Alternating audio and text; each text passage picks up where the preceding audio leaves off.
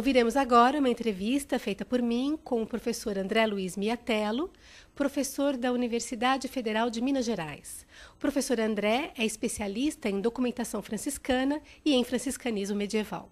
Bom, então você deixa claro que existe uma diferença grande do ponto de vista do historiador entre considerar São Francisco e considerar o franciscanismo. Eu gostaria então de perguntar a você que relação pode ser apontada entre os franciscanos e a ordem urbana e pública a partir do século XIII, quando eles começam a atuar então nessas cidades. Eu distinguiria então nesse bloco de questões o Francisco histórico e seu papel, vou chamar de formador de opinião, já que era um homem de pregação pública e que atraía, de certa forma, uma quantidade enorme de ouvintes, a sua ordem, a chamada Ordem dos Frades Menores, e o que nós chamamos de franciscanismo. Franciscanismo, eu aqui tomo essa palavra como um conceito que vai abranger, ou tenta abranger a doutrina de São Francisco, mais a doutrina dos outros pensadores que pertenceram à Ordem dos Frades Menores. Então nós temos, vamos dizer assim, uma espiritualidade franciscana que não é só de São Francisco, mas se transforma ao longo dos séculos, mas que de alguma forma é devedora desse passado que se reporta a São Francisco. Então a Ordem dos Frades Menores, pode-se dizer uma ordem franciscana, claro, porque seu fundador é São Francisco, mas as suas práticas nem sempre corresponderam à figura histórica do fundador por uma simples questão de desenvolvimento histórico. É um corpo que se desenvolve no tempo e, portanto, não é necessariamente uma perda de qualidade, esse afastamento temporal do fundador. Então, tanto o São Francisco quanto a sua ordem tiveram um papel fundamental na vida urbana e, de alguma forma, na política urbana, porque esta era a sua grande missão. Fazer com que as cidades se convertessem de suas práticas ruins em práticas saudáveis, ou práticas que gerassem salvação, porque esse é o grande interesse do cristão da Idade Média, encontrar a salvação no final de sua vida, e portanto eles investiram muito nisso, tanto na capacidade de atender as pessoas nas suas demandas espirituais, quanto na sua tentativa de fazer com que os próprios órgãos públicos, a própria política urbana, de certa forma, fosse também ela transformada. Eu chamo a atenção para fenômenos políticos muito interessantes na Itália, sobretudo na década de 30 do século XIII, então 1233 é o ano central ali, em que os frades, e aqui nós temos que acrescentar os frades de São Francisco e os frades de São Domingos, eles acabaram tomando para si o governo de algumas comunas muito importantes, por exemplo, Bolonha, né? Mas outras tantas, como Parma, Vicenza, Verona, na Itália, na parte mais urbanizada da bota da Itália, cidades que eram governadas autonomamente, já que eram comunas, mas cujos líderes políticos estavam ligados às ordens mendicantes, tanto a Ordem de São Francisco quanto a de São Domingos. Por quê? O prédio público que nós conhecemos hoje, na verdade, não existia como nós temos hoje. Eles usavam como lugar de reunião a própria casa desses frades. Então esses frades não só falavam para convertê-los, como também acolhia a municipalidade ali dentro. Então as deliberações políticas acabavam sendo feitas dentro da proteção ou do raio de influência dessas ordens.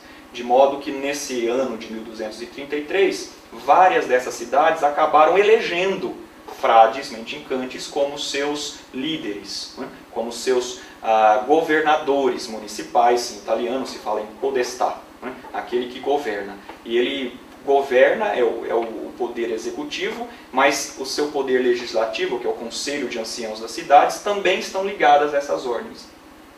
Em várias ocasiões são homens que pertencem às ordens terceiras. Então a influência das ordens mendicantes naquilo que se refere à economia, uma ética econômica, o uso legítimo do dinheiro, naquilo que se refere ao modelo de governo, tem muita relação com essas ordens mendicantes, sobretudo seus valores.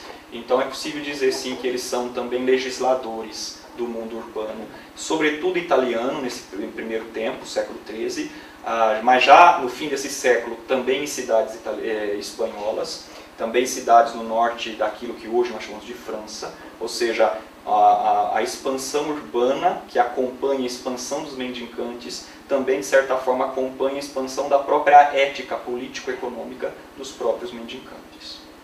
E de que forma foi que a presença mendicante desapareceu da vida política das cidades?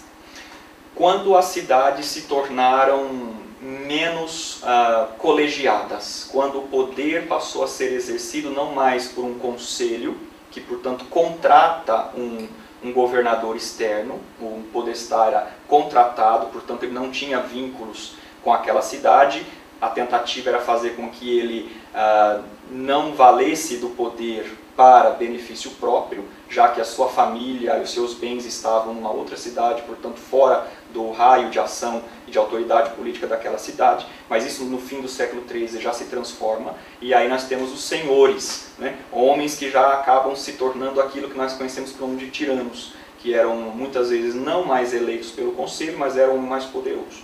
Quer dizer, nesse momento nós temos uma transformação do modelo político das cidades e do seu modo de administração. De modo que os mendicantes continuaram sendo muito importantes, mas diminuíram a sua incisão política. Até porque os pensadores, e aí nós temos que nos lembrar que a universidade continuou trabalhando e produzindo. E uma das grandes áreas da produção universitária italiana no século XIII é o direito civil. E o direito civil cresce paralelo e às vezes muito independente das disciplinas eclesiásticas. Então as cidades acabaram não precisando mais dos mendicantes para ajudá-los no ponto de vista da política, porque a própria cidade já dispunha agora de homens que vão ali ocupar as magistraturas, ocupar os cargos públicos e a burocracia das cidades, isso em se tratando de Itália é muito patente, que não estão mais ligados nem à vida do clero normal, nem da vida do clero mendicante, que era, vamos dizer assim, um caso mais extremo, se tratando da história da igreja, né? Então eles ficam restritos ao atendimento espiritual e às vezes circunscritos a uma região da cidade apenas, em que o seu convento está localizado.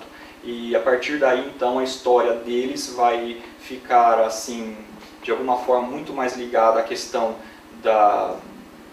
de acolher os mortos, porque os conventos eram procurados como lugar de sepultura.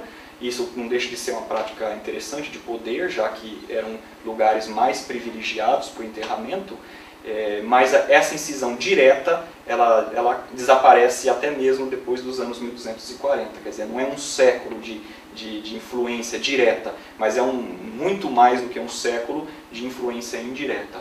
De modo que um historiador francês chamado Georges Duby chega a dizer que o que hoje nós temos de cristianismo, do ponto de vista do senso comum, se deve ao cristianismo pregado, disseminado pelas ordens mendicantes. Então isso é a maior das heranças tanto de São Francisco como de São Domingos.